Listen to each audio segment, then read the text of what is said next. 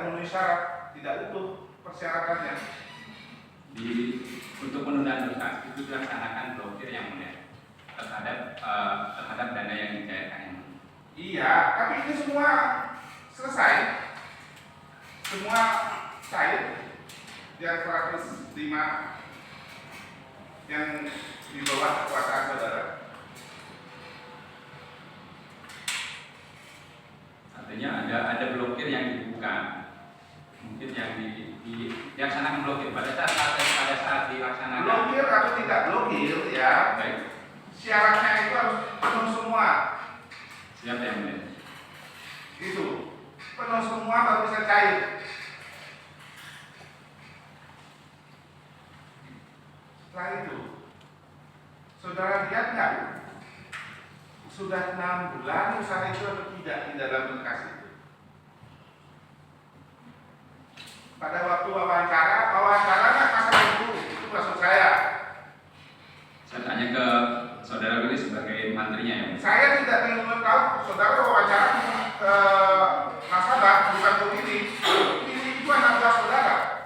Tetapi saudara itu kan turun. Untuk apa namanya turun? Kalau dari panggil aja ke kantor sini.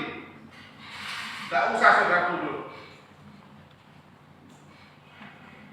Itu loh Pak.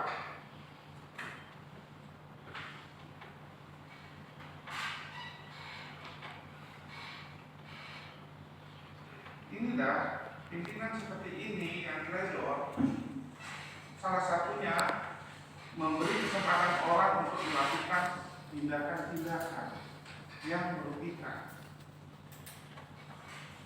Benar kata apa itu di RCTI, karena diberi kesempatan orang melakukan kejahatan jadi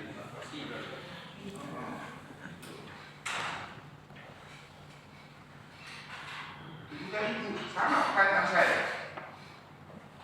Ya, Ibu, dia tak tegang Pak Yudi aja. Karena ini kalau Ibu bisa baca tidak apa-apa, saya suka. Sepanjang bacaan Ibu sesuai dengan aturan. Pertanyaan saya sama.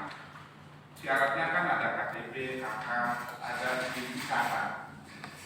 Izin usaha itu harus terlampir nggak di dalam berkas yang Ibu terima sebelum Ibu mengasisinya? Kalau di kami Pak, jadi nasabah itu kan jarang ngurus izin usaha ya Pak ya. Jadi kami sudah kan memang sudah keterangan usaha. Nah itu memang ya. Singkatan PUR apa Bu? Jadi usaha ya. Iya, itu artinya apa? Memberi kepercayaan, memberi kepercayaan bahwa hanya orang-orang yang punya usaha yang diberikan. Betul nggak omongan saya? Iya. Yang minimal punya usaha selama 6 bulan. Iya. Artinya itu. Tidak sembarang orang dikasih PUR. Itu kan? Iya. Ibu ada nggak dia itu izin usaha itu? Karena di sinilah letaknya. Karena izin usaha itu seketika dibuat. Ya, karena mungkin kan saya cuma juga ya Pak, cuma ada beberapa nasabah yang lainnya yang saya kunjungi itu memang usahanya sudah berjalan lama Pak. Saya tidak mau percaya. Yang 3 orang ini yang Ibu cairkan aja. Tak usah yang lain. Yang 3. Dari 3 orang ini yang saya ingat yang dan desa insya Allah Pak. Saya kok masih itu katanya. Dan desa itu pernah memang dia secara izin masih belum ada Pak, karena rasanya yang jual online itu kan apa itu memang usahanya sudah berjalan, cuma memang tidak memiliki usaha. Ibu harus percaya nggak dengan omongan sepihak seperti itu? Maksudnya, apa harus dengan data? Undang-undang tahu nggak tujuannya? Atau aturan tahu nggak tujuannya? Iya. Syarat harus ada di izin usaha. Tujuannya harus apa itu tidak perlu cukup bualan orang aja kita harus percaya. Itu jadi mohon izin ya Pak, untuk yang desa itu waktu itu saya survei namanya sudah ada usaha, cuma kan memang belum ada izinnya, jadi belum ada keterangan usahanya. Itu seingat saya, semoga saya nggak salah orang ya Pak, soalnya kan banyak sekali yang di saya. Itu usahanya memang jual online Pak, itu kan memang secara legalitasnya dia nggak punya. Waktu itu dia kalau nggak salah punya akun online-nya itu Pak, jadi jadi saya minta screenshot dari akun Shopee-nya kalau saya nggak salah orang ya Pak, semoga saya nggak salah, saya lupa juga. Nah itu jadi saya minta itu, saya biasanya minta riwayat penjualannya dia lewat itu. Sudah sekarang. Apakah boleh seperti itu? Itu saya tanya ke Ibu. Apakah boleh seperti itu? Dia tidak punya izin usaha, tetapi Ibu melihat kenyataan orang sudah bekerja. Apakah boleh seperti itu? Itu dulu. Karena kita ngomong hukum di sini. Persyaratan boleh. Setahu saya itu karena kita dipakai satu rangka usaha Pak, bukan izin usaha. Gimana itu semua formalitas saja itu? Jadi setelah kita memastikan usahanya ada memang yang bersangkutan mengurus surat keterangan usaha atau memang sebelumnya karena memang dia sudah mempersiapkan untuk pengajuan di BRI dia sudah punya. Sekarang saya pemahaman itu ya, aturan dibuat untuk memperkuat secara faktual materialnya, apa kekuatan formilnya. Contoh kayak itu. Ibu benar kuliah, tapi ibu tidak punya ijazah. Gimana ibu mendaftar jadi pegawai BRI? Sekarang ibu tidak punya ijazah, tapi ibu mendaftar. Oh saya sudah sama, tapi ibu tidak bisa menunjukkan itu STTB apa namanya ijazah. Itu sama dengan itu maknanya.